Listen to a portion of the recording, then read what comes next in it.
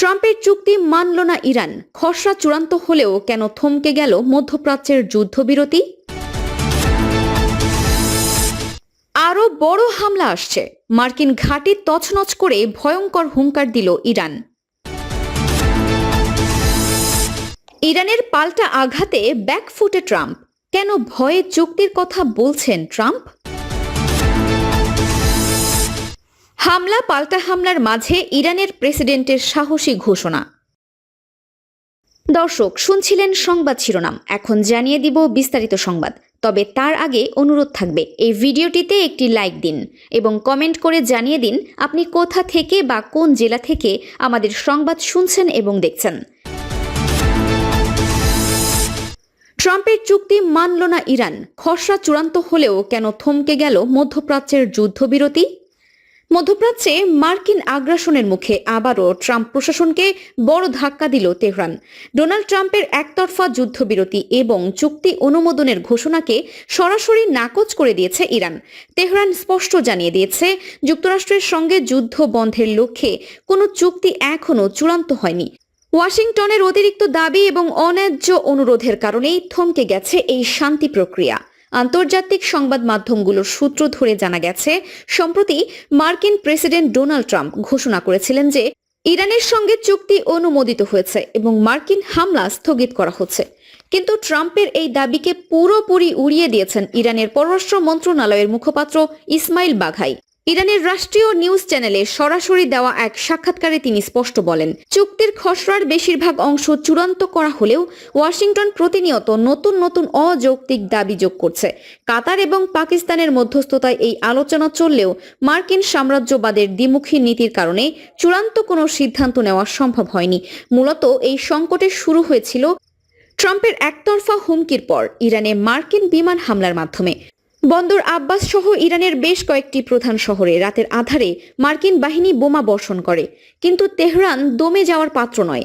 রাজধানী তেহরানের আকাশে তৎক্ষণাৎ সক্রিয় করা হয় ইরানের অত্যাধুনিক আকাশ প্রতিরক্ষা ব্যবস্থা। শুধু তাই নয়, যুক্তরাষ্ট্রের এই নগ্ন হামলার মোক্ষম জবাব দিতে ইরান কৌশলগতভাবে বিশ্বের সবচেয়ে গুরুত্বপূর্ণ তেল রুট হরমুজ প্রণালী সম্পূর্ণ বন্ধ করে দেয়।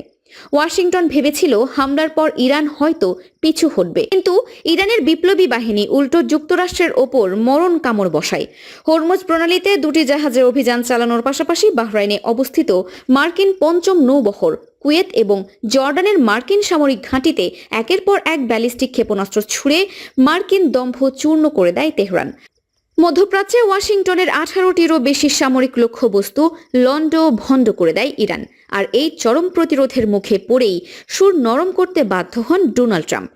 বিশ্লেষকরা বলছেন, একদিকে ট্রাম্প যখন ইরানি ভূখণ্ড দখল ও আরও কঠোর হামলার হুমকি দিচ্ছিলেন, অন্যদিকে ইরানের পাল্টা আঘাতের তীব্রতা দেখে মার্কিন প্রশাসন এখন আলোচনার টেবিলে বসতে বাধ্য হচ্ছে। তবে ইরান তার সার্বভৌমত্ব এবং জাতীয় স্বার্থের প্রশ্নে বিন্দুমাত্র ছাড় দিতে রাজি নয়। ওয়াশিংটন যদি তাদের অতিরিক্ত আবদার বন্ধ না করে, তবে মধ্যপ্রাচ্য থেকে মার্কিন ঘাঁটি গুটিয়ে নেওয়ার আগ পর্যন্ত তেহরানের এই প্রতিরোধ লড়াই থামবে না। আরও বড় হামলা আসছে, মার্কিন ঘাঁটি তছনছ করে ভয়ঙ্কর হুঙ্কার দিল ইরান। চলতি বছরের 28 ফেব্রুয়ারি ইরানের যুক্তরাষ্ট্র এবং ইসরায়েলের আকস্মিক হামলার পর থেকে পুরো অঞ্চলের ভূ রাজনীতিতে এক অভাবনীয় পরিবর্তনের সূচনা হয়েছে। এই সংঘাতের রেশ ধরে হুঙ্কার ছেড়েছে তেহরানের এলিট ফোর্স। এক বিশেষ বিবৃতিতে তেহরান স্পষ্ট করে জানিয়েছে, ইরান এখন আগের যে কোনো সময়ের চেয়ে অনেক বেশি শক্তিশালী, সুসংগঠিত এবং যে কোনো আগ্রাসন রুখে দিতে সম্পূর্ণ প্রস্তুত। তাদের আঙুল এখন ট্রিগারে। শত্রুপক্ষের যে কোনো ধরনের ভুল হিসাব নিকাশ বা সামান্যতম আগ্রাসনের এমন দাঁত ভাঙা জবাব ও অনুসূচনামূলক জবাব দেওয়া হবে যা তারা কখনোই ভুলবে না। এবারের এই উত্তেজনা মূলত অতীতের অপারেশন টু প্রমিস 4 এর এবং সাম্প্রতিক সংঘাতের পটভূমিতে তৈরি হওয়া এক নতুন সমীকরণ। ইরান দাবি করেছে, শত্রুদের প্রতিটি নড়াচড়ার ওপর তাদের গোয়েন্দা বাহিনীর পূর্ণ নিয়ন্ত্রণ রয়েছে। 1980-র দশকে পবিত্র প্রতিরক্ষা যুদ্ধ এবং সাম্প্রতিক 12 ও 14 দিনের চাপিয়ে দেওয়া যুদ্ধের অভিজ্ঞতাকে কাজে লাগিয়ে ইরান নিজের প্রতিরক্ষাকে এক দুর্ভেদ্য স্তরে নিয়ে গেছে। বিবৃতিতে এমন এক সময় সামনে এলো যখন 24 ঘন্টায় মার্কিন সামরিক ঘাঁটির ওপর ইরানের সমন্বিত হামলার খবর পাওয়া গেছে। কুয়েত ও বাহরাইনে অবস্থিত মার্কিন বিমান ঘাঁটি সহ প্রায় 18টি লক্ষ্য বস্তুতে একযোগে আঘাত হেনেছে ইরান। এমনকি বাহরাইনে অবস্থিত মার্কিন পঞ্চম নৌবহরের সদর দপ্তরে বিস্ফোরক বোঝাই ড্রোন দিয়ে নিখুঁত হামলা চালিয়ে তাদের যোগাযোগ ব্যবস্থা ও রাডার ওলটপালট করে দেওয়া হয়েছে। একই সাথে জর্ডানে অবস্থিত মার্কিন নিয়ন্ত্রিত আল আজরাক বিমান ঘাঁটিতে 12টি শক্তিশালী ব্যালিস্টিক মিসাইল ছেড়েছে ইরান। সেখানে থাকা মার্কিন F-35, F-15 এবং F-6 ফাইটার জেটের আস্তানা এবং প্রধান কমান্ড সেন্টারগুলো এই হামলায় ব্যাপকভাবে ক্ষতিগ্রস্ত হয়েছে। তেহরানের দাবি, মার্কিন পক্ষ থেকে যুদ্ধবিরতি লঙ্ঘন করে ইরানি ভূখণ্ডে ক্ষেপণাস্ত্র হামলার সরাসরি জবাবেই এই পাল্টা আঘাত। এদিকে নিরাপত্তার অজুহাতে বিশ্বের অন্যতম প্রধান জ্বালানি রুট হরমুজ প্রণালী পুরোপুরি বন্ধ করে দিয়েছে ইরানি বাহিনী। তাদের অ্যারোস্পেস ফোর্সের প্রধান হুঁশিয়ারি দিয়ে বলেছেন, এই কৌশলগত জলসীমায় কেউ যদি দাদাগিরি করতে আসে তবে পুরো অঞ্চলকে আক্রমণকারীদের জন্য জাহান্নাম বানিয়ে দেওয়া হবে। মার্কিন প্রেসিডেন্ট ডোনাল্ড ট্রাম্পের খাড় দ্বীপ দখলের হুমকির জবাবেও তেহরান বলেছে, এমনটা হলে ইতিহাস মনে রাখার মতো শিক্ষা দেওয়া হবে। গত 4 এপ্রিল পাকিস্তানের মধ্যস্থতায় একটি সাময়িক যুদ্ধবিরতি কার্যকর হলেও মার্কিন নৌ অবরোধ এবং দফায় দফায় চুক্তি লঙ্ঘনের কারণে সেই শান্তি স্থায়ী হয়নি। ইরানের সশস্ত্র বাহিনীর মুখপাত্র আত্মবিশ্বাসের সাথে জানিয়েছেন, 28 ফেব্রুয়ারি যখন এই যুদ্ধ চাপিয়ে দেওয়া হয়েছিল তখনকার চেয়ে বর্তমান ইরান সামরিক ও কৌশলগতভাবে বহুগুণ বেশি শক্তিশালী। ক্ষেপণাস্ত্র ফুরিয়ে যাওয়ার সময় পশ্চিমার দাবিকে উড়িয়ে দিয়ে তারা একের পর এক বিধ্বংসী ড্রোন ও হাইপারসনিক মিসাইল প্রস্তুত রাখছে। ইরান তাদের বিবৃতিতে সুপ্রিম লিডারের দূরদর্শী নেতৃত্বের প্রশংসা করে বলেছে, সংকটের মুহূর্তেও ইরানি কমান্ড ব্যবস্থা অটল ছিল একের পর এক। ইরানের পাল্টা আঘাতে ব্যাকফুটে ট্রাম্প, কেন ভয়ে চুক্তির কথা বলছেন ট্রাম্প? ডোনাল্ড ট্রাম্প কি শেষ পর্যন্ত ইরানের সামনে পিছু হটলেন? মাত্র কয়েক ঘন্টা আগেও যুক্তরাষ্ট্রের প্রেসিডেন্ট ডোনাল্ড ট্রাম্প ইরানকে খুব কঠিন হামলার হুমকি দিয়েছিলেন। এমনকি ইরানের গুরুত্বপূর্ণ খার্গ দ্বীপ এবং তেল অবকাঠামোকে লক্ষ্যবস্তু করার কথাও জানিয়েছিলেন। কিন্তু নাটকীয়ভাবে সেই অবস্থান থেকে সরে এসে এখন ট্রাম্প বলছেন, ইরানের বিরুদ্ধে পরিকল্পিত হামলা ও বোমা বর্ষণ স্থগিত করা হয়েছে। প্রশ্ন হলো, হঠাৎ এই পরিবর্তনের কারণ কি? ট্রাম্প দাবি করেছেন, যুক্তরাষ্ট্র, ইসরায়েল, সৌদি আরব, সংযুক্ত আরব আমিরাত, কাতার, তুরস্ক, পাকিস্তান সহ একাধিক দেশ সম্ভাব্য একটি চুক্তির খসড়া অনুমোদন করেছে।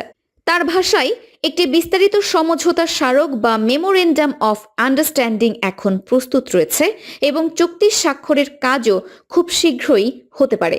ট্রাম্প আরও বলেছেন, এই চুক্তি শুধু যুক্তরাষ্ট্র বা মধ্যপ্রাচ্যের জন্য নয়, ইরানের জন্যও ভালো হবে, কারণ এর মাধ্যমে ইরান নিজেদের দেশ পুনর্গঠনের সুযোগ পাবে।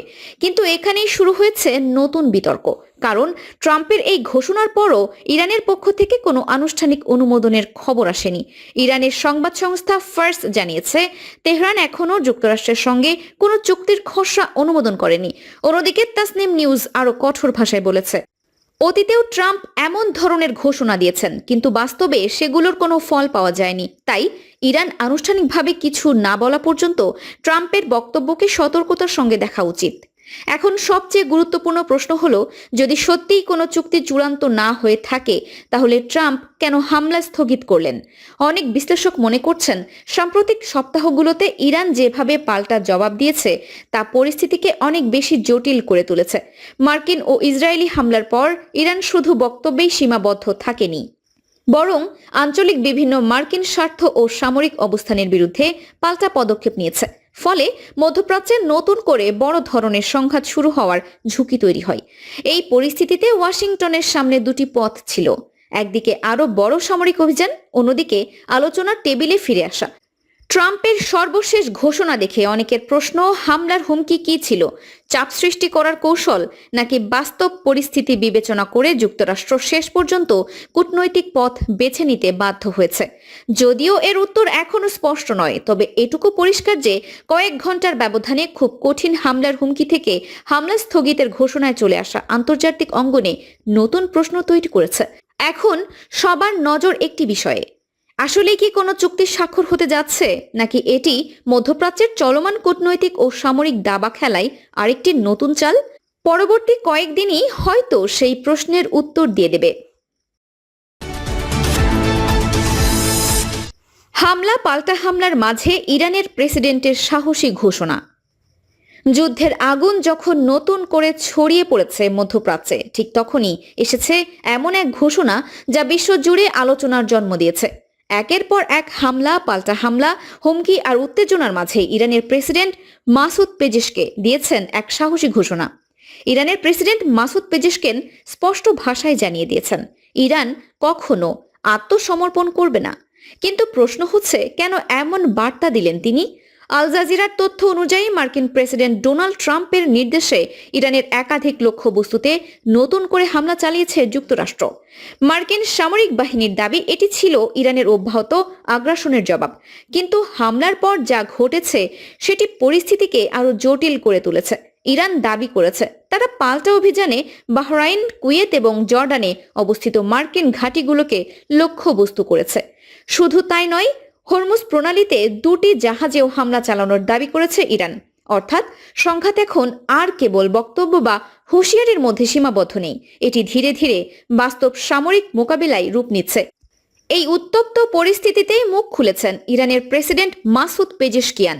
মাসুদ পেজেশকিয়ান বলেন, যুদ্ধ কখনোই কোনো দেশের স্বার্থে নয়, কিন্তু যদি কেউ মনে করে ইরানের ভূখণ্ড, মর্যাদা এবং মাতৃভূমির উপর আঘাত করে দেশটিকে আত্মসমর্পণে বাধ্য করা যাবে, তাহলে সেটি একটি বড় ভুল ধারণা। এই একটি বক্তব্যই যেন ইরানের বর্তমান অবস্থানকে পরিষ্কার করে দিয়েছে। তবে ইরানের প্রেসিডেন্টের বক্তব্যের সবচেয়ে আলোচিত অংশ ছিল গাজাকে ঘিরে দেওয়া উদাহরণ।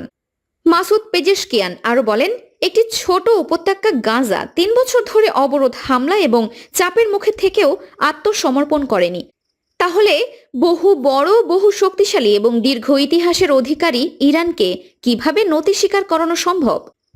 এই বক্তব্যের মাধ্যমে তিনি শুধু নিজের জনগণকেই বার্তা দেননি, বরং যুক্তরাষ্ট্র তার মিত্রদের প্রতিও একটি স্পষ্ট রাজনৈতিক হুঁশিয়ারি দিয়েছেন। বিশ্লেষকদের মতে ইরান এখন দেখাতে চাইছে যে তারা দীর্ঘমেয়াদী চাপ মোকাবিলার জন্য প্রস্তুত। অর্থনৈতিক নিষেধাজ্ঞা, সামরিক হামলা কিংবা কূটনৈতিক চাপ কোনোটিকেই আত্মসমর্পণের কারণ হিসেবে দেখছে না তেহরান। দর্শক, এই ছিল আমাদের হাতে পাওয়া সর্বশেষ সংবাদ। পরবর্তী সংবাদ দেখার আমন্ত্রণ জানিয়ে এখানেই বিদায় নিচ্ছি। সবাই ভালো থাকবেন, সুস্থ থাকবেন। আল্লাহ হাফেজ।